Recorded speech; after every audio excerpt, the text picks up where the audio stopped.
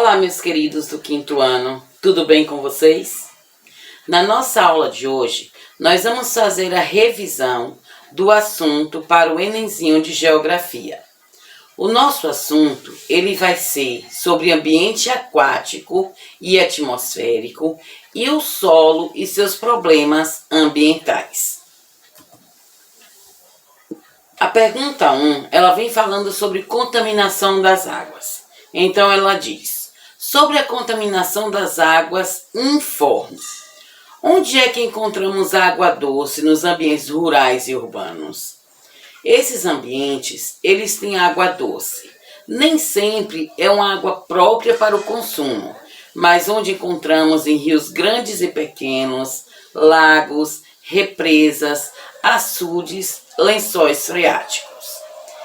Mas o homem, ele tem contaminado esse meio ambiente, jogando sujeira nesses cursos de água e vem contaminando-a. E isso traz consequências para todos. Quais são essas consequências? Eles alteram tanto a quantidade quanto a qualidade. Quando acontece essa sujeira lançada nos cursos d'água, ela vai diminuir de fluxo e também a qualidade vai ficar contaminada. E aí vem a poluição, que é o quê? Sujar, manchar, corromper e torná-la impróprio para o uso.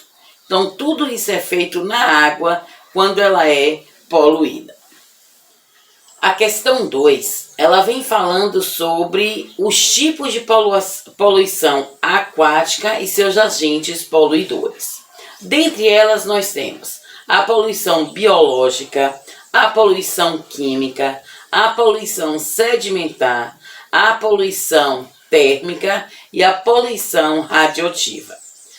A biológica, ela é causada por bactérias, vírus, vermes, protozoários, originários de esgotos, entre outros. A química, por sua vez, ela é causada por detergentes, remédios, tintas, inseticidas, petróleo e herbicidas. A sedimentar, ela é causada por solo e lixos sólidos em geral. Todo lixo sólido jogado na água. A poluição térmica, ela é causada por águas aquecidas em processos industriais e usinas de geração de energia termoelétrica. E a poluição radioativa ou nuclear, ela causa resíduos atômicos ou radioativos gerados em hospitais e usinas de geração de energia nuclear. Sendo assim, a resposta número 2 ficou letras E, D, B, A e C, que está mostrando quais são os principais agentes de poluição aquática. O número 3, ele vem falando que um outro contaminante da água que causa muita morte de animais é as marés negras. O que é essa maré negra que contamina tanto a água dos mares como dos oceanos? E quais são as consequências desse problema ambiental? A maré negra é um nome dado ao derrame de petróleo nos oceanos e mares, decorrente de algum vazamento nas tubulações imersas durante a extração ou através de acidentes com navios que o transportam.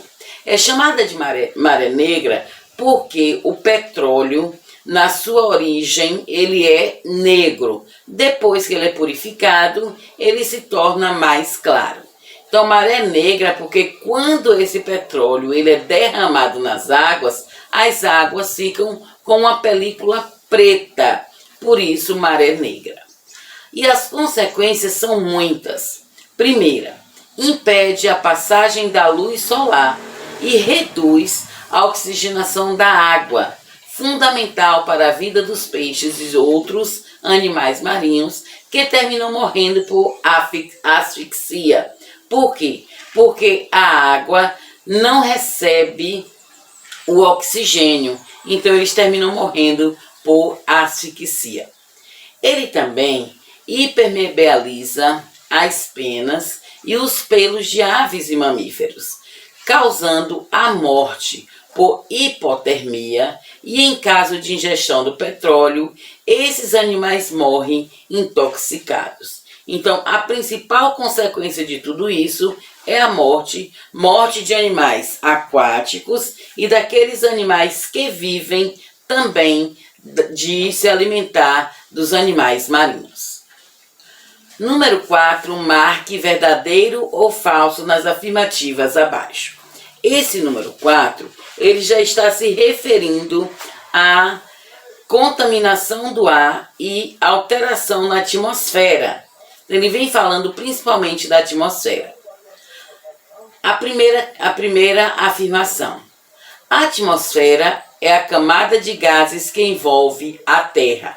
Correto. Porque os gases que envolvem a Terra não é somente um, são vários. Quais são eles? O nitrogênio, o oxigênio, o dióxido de carbono, o argônio, o vapor d'água e outros gases. A segunda afirmativa, ele fala: a atmosfera é composta apenas de vapor d'água e partículas de poeira. Falso, porque na anterior já dizemos que ele é formado de uma camada de gases. Então não é somente o vapor d'água.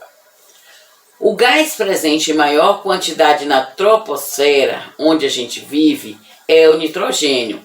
Esta é correto, porque na nossa troposfera existe 78% de nitrogênio, 21% de oxigênio, enquanto existe apenas 1% com os outros gases, poeira e também vapor d'água.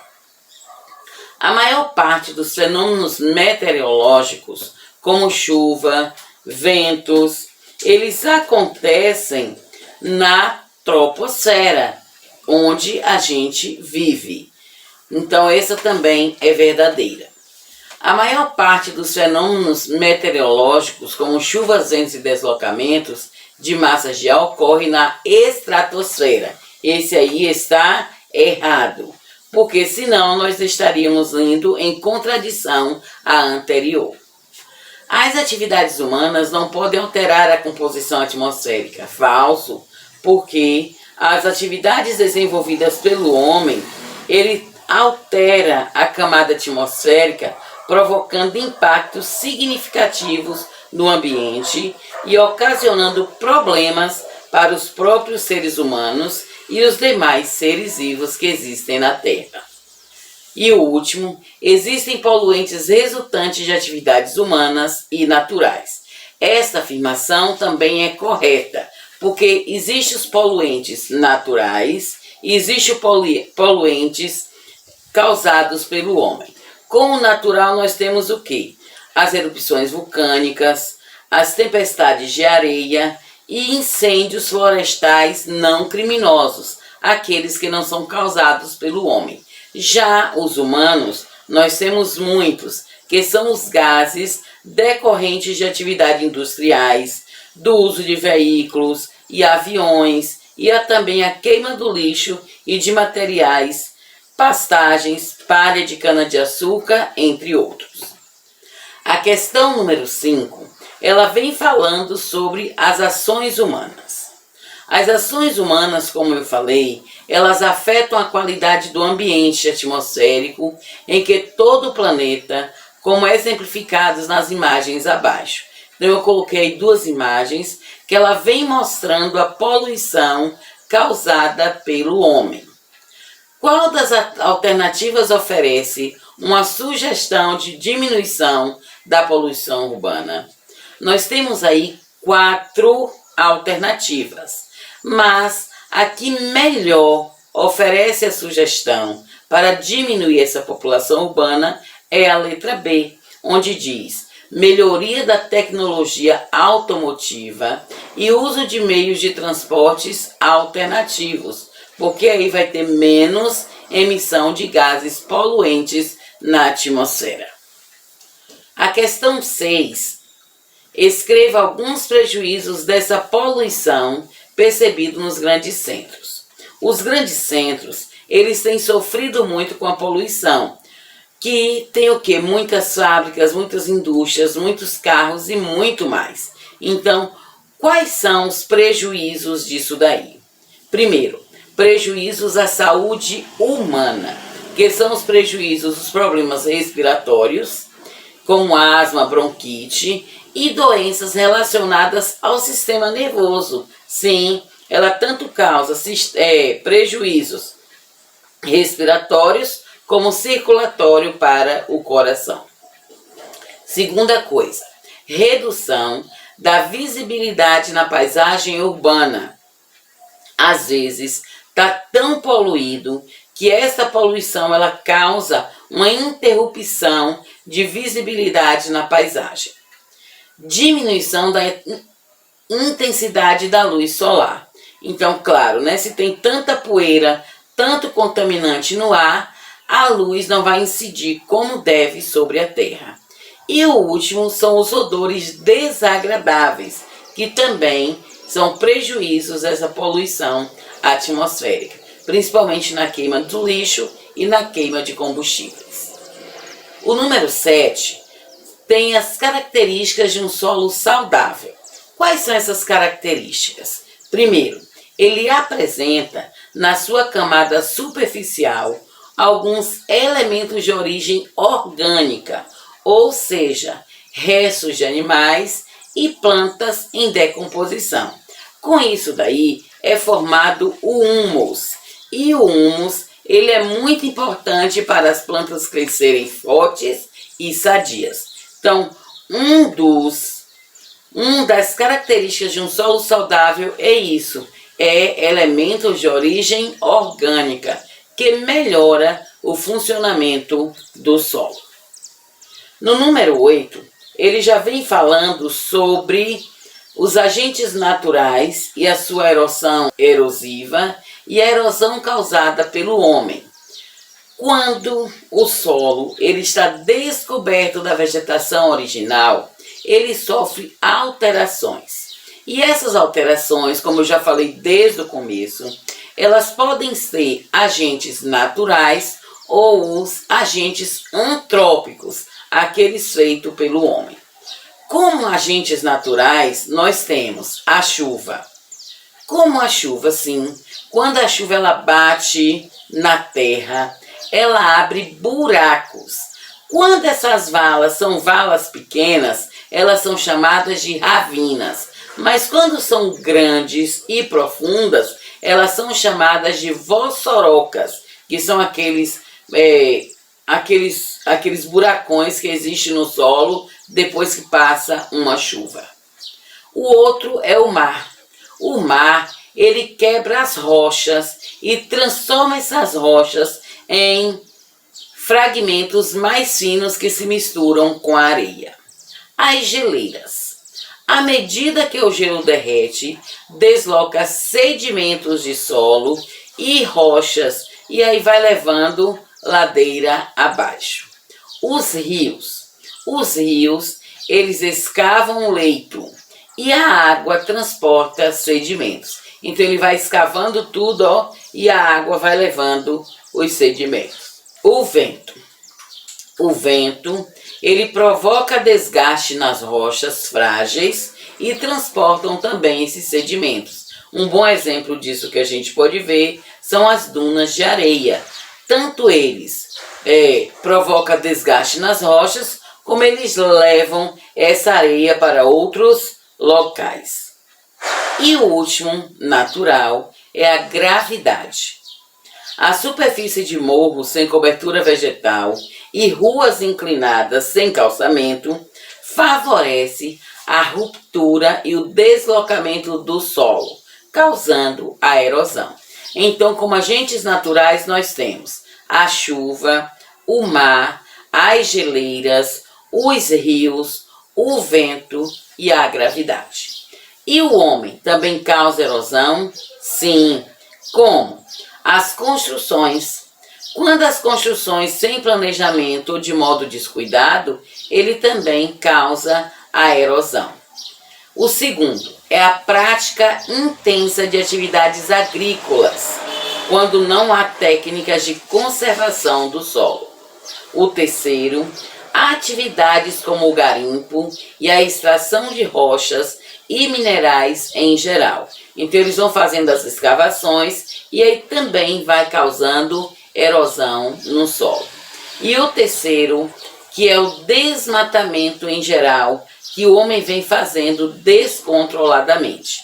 Então, erosão causada pelo homem, nós temos as construções mal planejadas, a prática intensa da atividade agrícola, atividades como o garimpo e também o desmatamento em geral.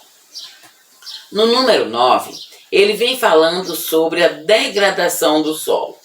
Nós sabemos que o solo consiste em tudo aquilo que está relacionado à sua destruição. Então, degradação é isso, tudo que está relacionado à sua destruição. Ao degradar-se, o solo perde sua capacidade de produção. E nós podemos muito bem recuperar esse solo. Como que nós podemos recuperar esse solo?